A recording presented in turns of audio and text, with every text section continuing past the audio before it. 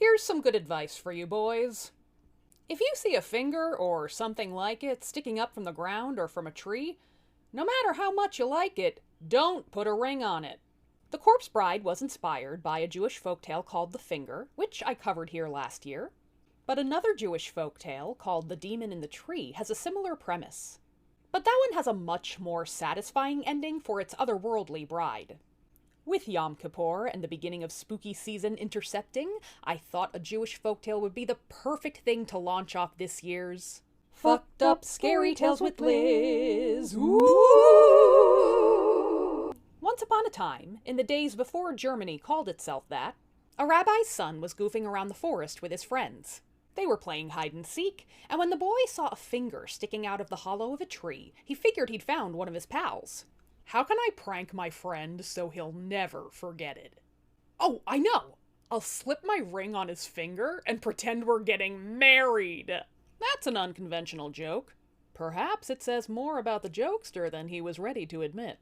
So the boy did just that. He put that ring on that finger, and he committed to the bit so hard, he recited the actual Jewish wedding vows. And unfortunately for him, it was not his friend lurking in that tree. Surprise, cutie pie! Demon in a tree! The boy ran away and didn't speak a word of what had happened to a single soul. Time passed and the boy grew up. He met a lovely gal and the two got hitched. When the young man brought his wife home, she tarried outside a bit to check out her new digs. As she lingered, a heavy branch swung down from a nearby tree and gave her such a forceful blow, it killed her. It seemed like an unlucky and tragic accident. So after a year of mourning, the rabbi's son was engaged to be married for a second time. But the night after his second wedding, the exact same thing happened to his new wife. So folks were beginning to look very suspiciously at the rabbi's son. Well, the rich folk were at any rate. Not only would they potentially lose their daughters to this psycho killer, but they were going to lose a dowry too. Gotta look out for that overseas bank account. So the rabbi's son's third wife came from a poor family. But what she lacked in monetary worth, she made up for in intelligence. Now, pointing this out seems a little mean to the two women who were murdered by tree. But I guess the implication is, growing up having to work for what you got meant you were a little more observant.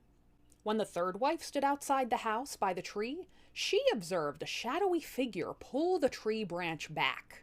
And she was able to jump out of the way before it hit her. Hey! Hey, you! I see you slinking around in that tree. Buzz off, you home wrecker! Interesting. Honey, husband of mine, we need to chat. Honey, do you know anything about this demon you've got living in the tree?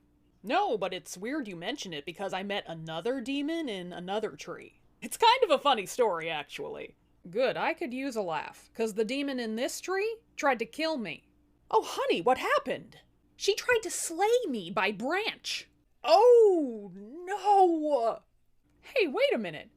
You're that guy that married those two rich bitches that got bludgeoned by trees. I swear I didn't do it!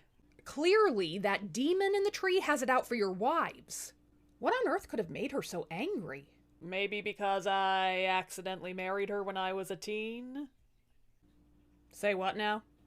The bride sussed out that the demoness must be jealous of the women that the rabbi's son brought home, because she regarded herself as his true wife. And considering that the guy had gone through the whole spiel of vows, she might not have been totally wrong. We need to do something to appease her. Sweets! Demons love sweets. Let's leave her an offering of jam every night and maybe she'll leave us alone? Now this worked for a bit. In fact, the demon was so happy with the offering, she would leave a gold coin for the couple the next morning. But when the human wife found herself with child, she became concerned that this wouldn't be enough. You see, female demons were the children of Lilith, and Lilith herself was an infamous child killer. The young woman collected her courage and confronted the demoness herself. Knock knock, anyone home? Ugh, what the fuck are you doing here? Where's my sweet treat? I've come to you with a bigger offering. Oh? I am aware that you are my husband's true bride, and I apologize for interfering. To make up for it, I'm offering to share him. Well, that's rather generous of you. Well, I would ask something in return. Bitch, I don't owe you a fucking thing. In exchange for time with our husband, I ask that you do not harm our family, including any children we may have. I was kind of hankering for a baby pot roast. What does my husband think of this plan? I haven't told him. I figured we could work it out between us women, and he'll do whatever he can to protect our children. Oh, well, that seals the deal for me because I can't wait to see his fucking face when you tell him you have leased him out to me. Oh! Will you let me tell him? Sure, but let's settle the terms of this contract first. The women haggled over how and when the demoness would get custody of the rabbi's son. They agreed that every Sunday evening, the rabbi's son would visit the demoness for an hour. And don't think this gets you out of our weekly jam payments. Oh, you mean this jam? Yay!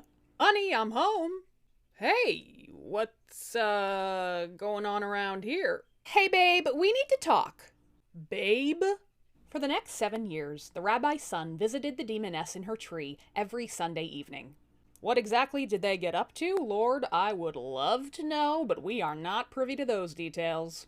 What happens in tree stays in tree. What we do know is that the human couple gave birth to a lovely kiddo, and the kiddo was not harmed by the demoness, nor were the parents themselves. In fact, the demoness seemed so happy with the polyamorous setup they had going that she became a protector of the family from other demons who would do them harm. Hey sis, we heard you had access to a yummy slice of kid meat. Get your claws off this property, you hungry hag! One morning, when the rabbi's son came to collect the gold coin that the demon would leave for them, he found instead the ring that he had offered her so many years before. It was rather a sweet goodbye when you think of it. The end. Thanks so much for watching today. And an even bigger thanks to my patrons who make my stories a little more magical. Just look at all those awesome folks! I will be sharing more macabre stories for Halloween, closing with my second annual Halloween Live. It's a fun way to celebrate the ghosts and the ghouls after you're done with the trick-or-treaters. Stay well, and I'll see you for the next fucked up scary tale.